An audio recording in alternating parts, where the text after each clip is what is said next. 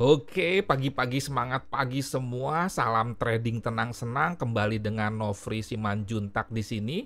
Happy Money Day atau Happy Monday tidak seperti biasanya di mana saya berbagi di hari Minggu video-video analisa mingguan.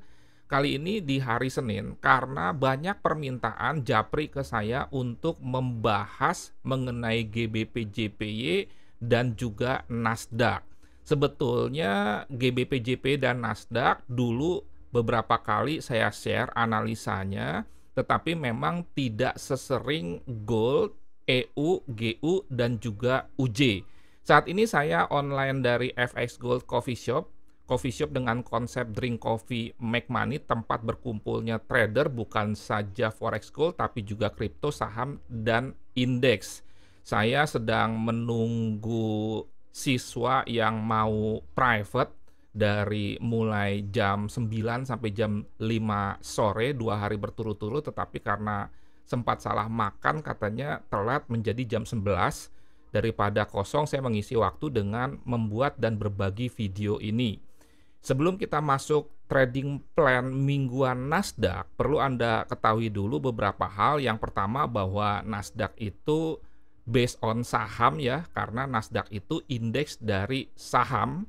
Yang kedua, bahwa Nasdaq itu indeks dari 100 perusahaan teknologi terkemuka di Amerika, misalkan seperti Apple, HP, dan lain sebagainya. Yang ketiga, analisa teknikal itu di instrumen investasi apapun sama saja, baik itu di kripto, forex, gold, saham, dan juga indeks. Tambahan informasi bahwa trading Nasdaq Anda bisa lakukan dari mulai lot 0,01 di broker MIFX atau Monex yang terregulasi di Bapepti, dan sejauh ini satu-satunya broker lokal yang diizinkan untuk investor entry dengan lot 0,01.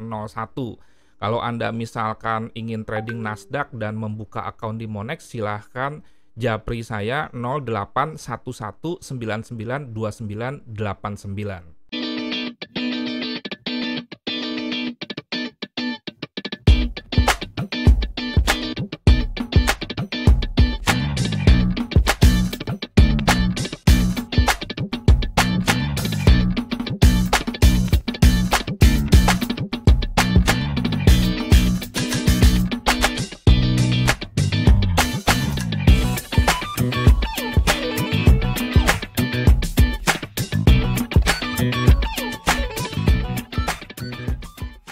Di Nasdaq saya tidak akan berbagi mengenai analisa sentimen atau kalau di saham namanya bandarmologi. Sebelum membahas mengenai trading plan Nasdaq, perlu Anda perhatikan juga untuk khusus yang belum paham bahwa misalkan harga Nasdaq itu 13.000 bergerak ke 13.100, kita tidak berdebat mengenai istilah, katakan saja itu bergerak 100 pip. Dan itu kalau 0,01 100 pip itu nilainya $10. Oke, langsung saja seperti biasa kita mulai dari weekly di mana kita akan membahas apa sih sebetulnya tren dari Nasdaq. Kalau Anda perhatikan sebetulnya ini trennya turun walaupun secara long term sekali masih dalam kerangka kenaikan ya kalau Anda menghitungnya umpamanya dari tahun ini nih. Nah, tetapi kalau kita hitungnya dari sini, 2021 di bulan November sedang mengalami penurunan, di mana kita lihat di sini ada support, dalam hal ini adalah area base demand, ada bullish engulfing di mana candle ini menelan candle ini, dan nanti kalau kita perhatikan di D1 juga ada. Selanjutnya di sini juga ada resisten yang bisa lebih lengkap juga dilihat di D1. Intinya di weekly sejauh ini kita menyatakan dulu bahwa Nasdaq itu trennya adalah bearish. Di D1 sama, ini juga masih bearish dan sempat dia keluar dari trendline dengan breakout tetapi akhirnya dia turun lagi. Dan di sini saya mendapati sebuah area resisten, ada bearish engulfing sehingga ini menjadi base supply. Di Di sini juga ada bullish engulfing sehingga ini menjadi best demand, dan pergerakan Nasdaq minggu ini menurut saya kalau misalkan membreakout ini dia akan turun lebih kencang ke sini, tetapi jika misalkan tidak berhasil membreakout terjadi bounce, maka target kenaikannya itu adalah ke sini. Sekarang kita tajam saja langsung ke H4. Saya sudah membuat area-area support and resistance. Untuk trading yang konservatif, saya merencanakan melakukan aksi sell limit bisa di sini. Alasannya sederhana, bearish engulfing di sini. Kemudian untuk agresifnya di sini.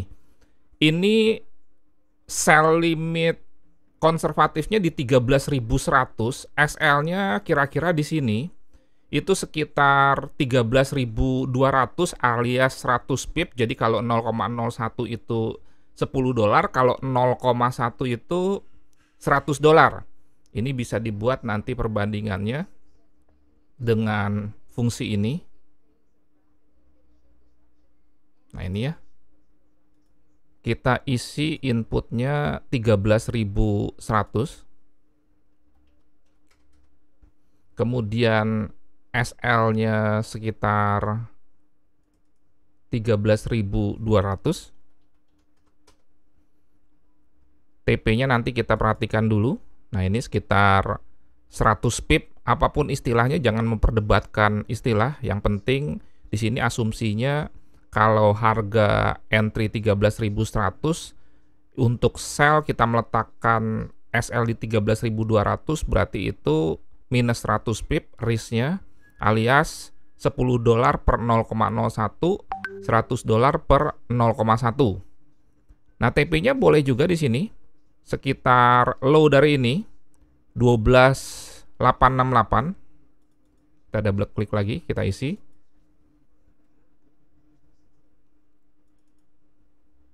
$12.868.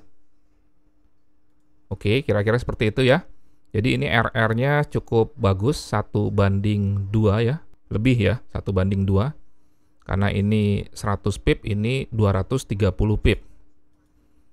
Nah, kemudian untuk agresif entry-nya bisa di sini 12.868 tadi. Kenapa? Karena pertama ada history low di sini.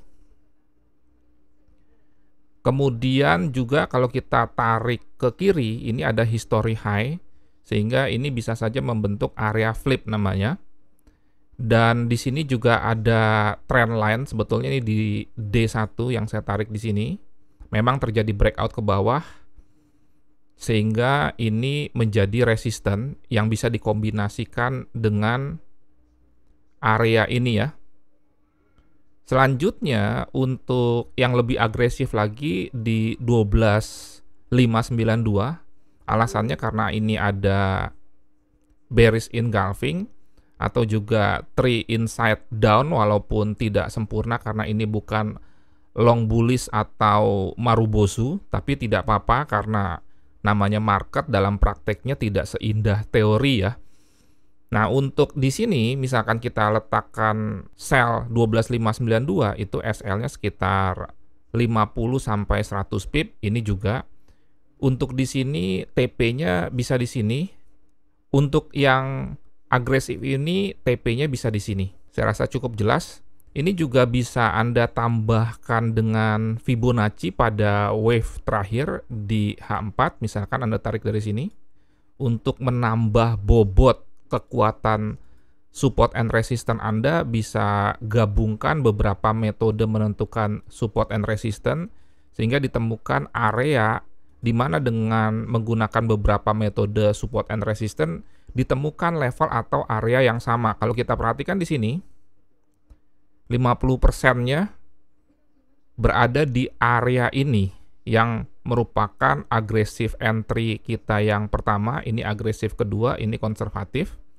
Kemudian juga kalau ini mendekati 78,6. Lantas kalau misalkan Nasdaq turun, Anda perhatikan area ini, di mana ini sebetulnya berpotensi membentuk double bottom ya, di sini. jika misalkan terjadi bounce di H1 atau M30, boleh saja Anda entry buy.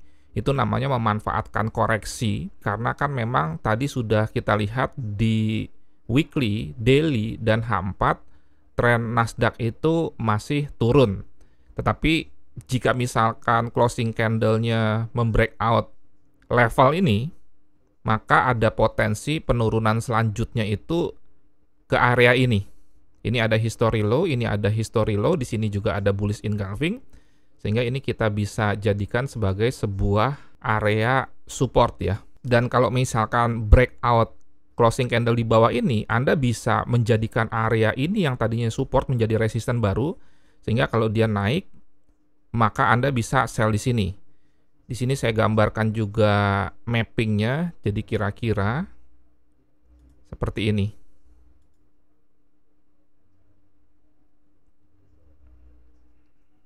Oke, sekian, terima kasih. Semoga bermanfaat dan menjadi berkat. Analisa sekaligus signal untuk Nasdaq. Salam trading tenang senang, Nofri Simanjuntak.